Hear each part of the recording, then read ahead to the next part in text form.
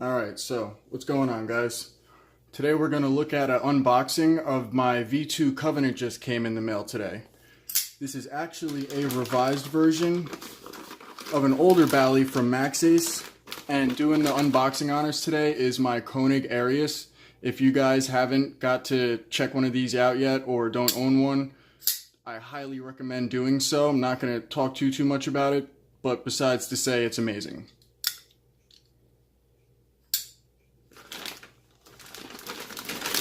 So, Maxace Covenant. As I said, this is a revised version of a Bally they came out with. I think it was about a year ago, and was very positively received among the community. I hadn't heard nearly any negative things at all about it. So, Maxace had made a couple tweaks, improved on a couple things, and this is what we got. I'm pretty excited to take a look at this one. Not only just because of the knife we're looking at, but I haven't done an unboxing video in a little bit, so. Now, I always wanted a Covenant when they first came out. Oh man, I bought mine directly from Chan. Looks like he did me a little bonus and tossed in some brass spacers. Now, I know those are being sold separately for $20 on AliExpress and DHgate.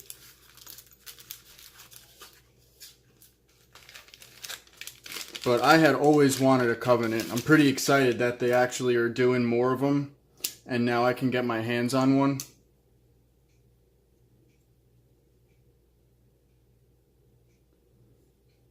Now, I like bringing you guys these unboxing videos because it shows exactly what you guys will be or can expect when you get your knife.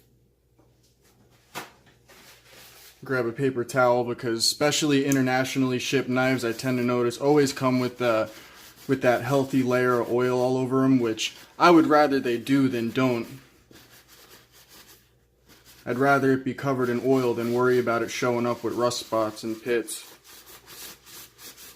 But we'll just wipe a little bit of that off. Now, they have this listed as being 10.23 inches and 4.93 ounces. And we're going to take this latch off, but beforehand, let's see what my scale's bringing in at. Mine says 5 even, which they have it listed at 4.93, and my scale is weird and only goes in fractions of ounces. So, it's actually saying 5 7/8 right now, so that sounds about on the money, and they have it listed at 10.23 inches, and that looks like on the money too. Now let's get this latch off of here just because, fuck latches, that looks like a T6.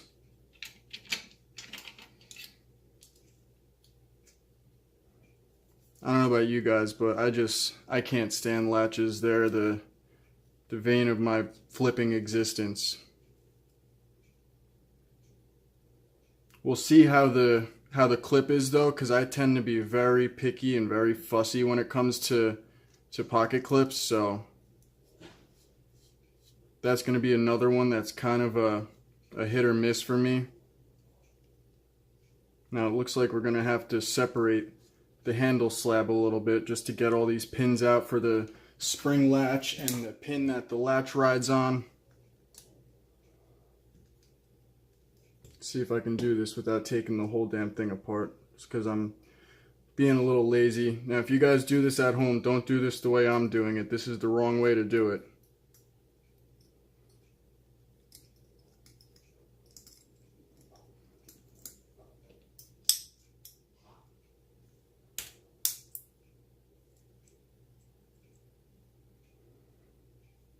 Yeah, don't do what I just did. It's the wrong way to do it.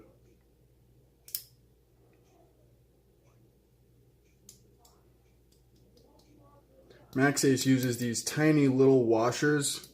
We'll just leave them in there for now, just because I want to get on with the video. But they use these tiny, I'm sure you've seen them before, but they're these tiny little brass washers that their latch pins ride on. And when I had my Scorpius, they made a lot of like jiggly weird noise in there. Now, these ones seem like they're fitted a little tighter and don't seem like they'll do that. But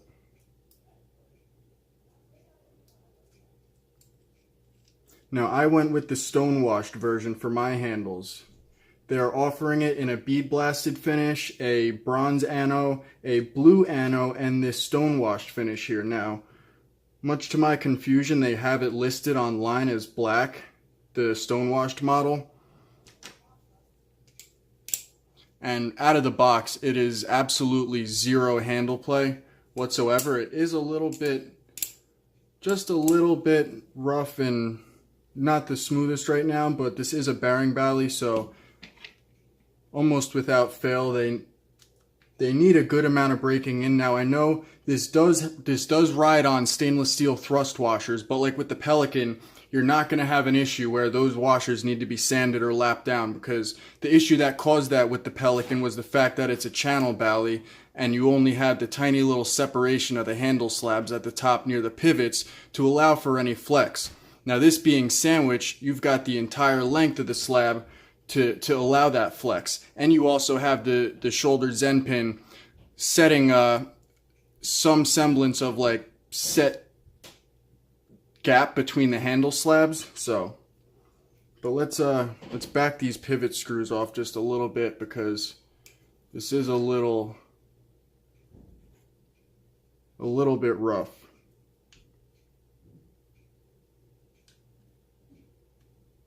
But just like with any bearing knife or bearing bally, you're gonna need to give it a little bit of time to break in. But even just loosening those the tiniest bit frees everything up a whole lot. And then once I'm off film, I'll go upstairs and Loctite these screws with blue Loctite. And for comparison's sake, we are going to lay out, this is the Pelican. Now, I went with the stone-washed finish just to match my Pelican. It doesn't look like exactly the same finish, though. This, on the Covenant, looks like it does look a little bit darker, but that also could be just because my Pelican has had the ever-living shit flipped out of it since I bought it and now. But I can't imagine just wearing off that much of a color difference between the Covenant and the Pelican in the stonewash. Not that I mind it, I actually like that this is a little bit darker, but we'll see how that holds up after time. Now, the inlays on the Covenant here, they feel extremely smooth. They're nice and contoured with the shape of the handle slabs.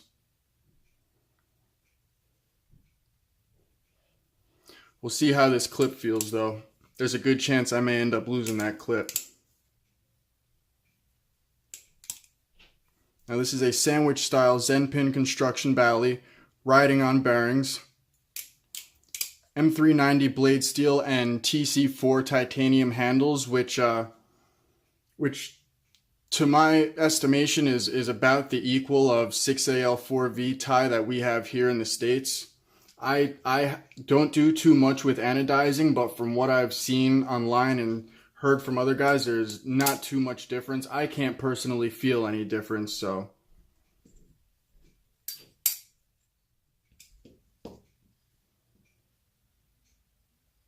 Now, this is the revised version of the Covenant. A couple things I noticed off the bat were, first of all, they're offering the V2 with some crazy Mokutai scales. They're doing regular scales with Mokutai inlays, and then Mokutai scales with wooden inlays. I also know they're doing a Bowie shaped blade. I don't know if that's offered on the base models, but that looks pretty cool too. But I went with the standard drop point just because it'll match my Pelican, and I always wanted one of the original Covenants, so this was my chance to jump on it, and I wasn't going to let it slip. But a couple of the things that they revised on this model between the V1 is, one thing I noticed is that the tang is just a little bit bigger. Like on the V1s, if you look, this line of the tang here comes much closer to the pivots, almost touching where the handle comes around the top here. I noticed the tang's just a little bit bigger. I know they revised the Zen pin position, and I know that on the V1s, the spacers and the screws on the scales, like the body screws, were tapped directly into the spacers. And on these, you've got just like a standard sex bolt construction, so you don't ever have to worry about stripping out the spacer screws because it's tapped directly into the tie. Now that doesn't mean you can't ever strip those sex bolt screws. That just means that they're screwed into steel, which is a standalone part from the spacer itself. And steel tends to hold up much better than titanium does when it comes to screws and tensile strength.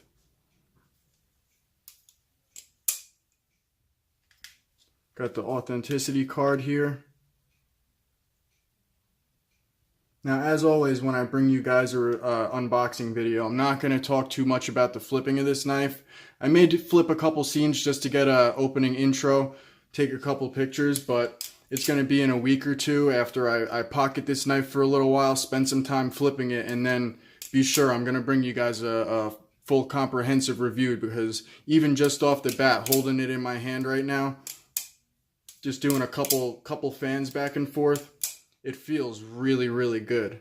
The balance feels good.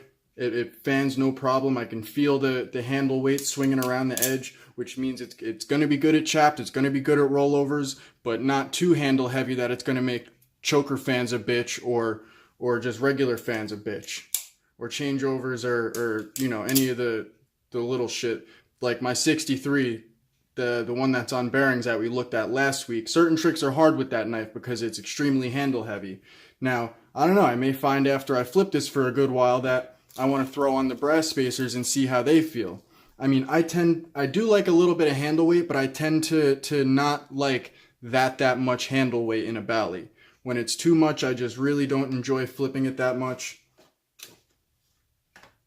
But this, with the tie spacers, just from the very, very limited flipping I've done with it so far, feels pretty good. I think the tie spacers are going to be right in my comfort zone.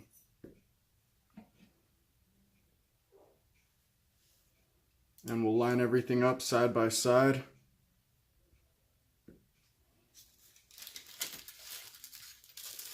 You've got a Maxace cloth.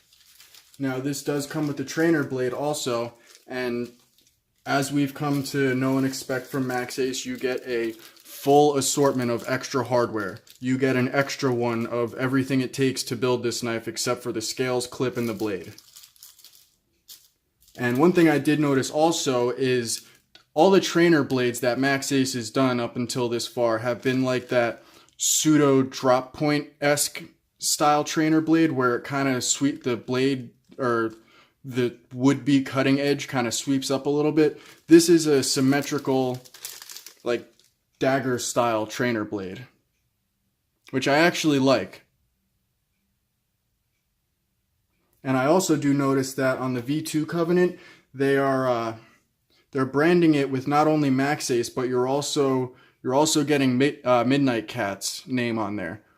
You're not getting his logo on this one like you did on the Maxace Pelican, but I also did notice on the Pelican, you didn't see any Maxace branding on it anywhere. It was just Pelican, Midnightcat. But here on the V2 Covenant, Maxace Covenant, but you're also getting Midnightcat's name listed on there, which wasn't so on the V1 Covenants. Now, I don't know if Midnightcat had much of anything to do with the development or the production of the V1 Covenant. I'd like to imagine so, because everything up until now he's had some level of involvement with. And if his name's on the V2, I'm not entirely sure if that's because he aided in the production of it or just aided in the revisions that they had made to it. I'd actually like to find out. I may do a little digging and hit up a couple people, try and find out. Now, Maxace, they're a good knife company. They have never yet to let me down in terms of fit and finish, quality, even customer service and support and feedback. They've always been quick and responsive to me. Anytime I DM them or commented, I get a quick and dutiful response. Even when I just bought this Covenant here. Now, I didn't have it to, preferably didn't want to go through DHgate and was only able to pay through my PayPal. So Chan let me PayPal him directly for this, which was pretty cool.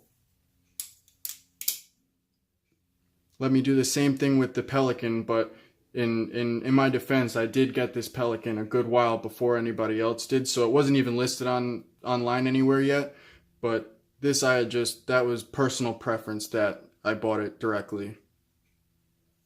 Also, I can only pay through PayPal.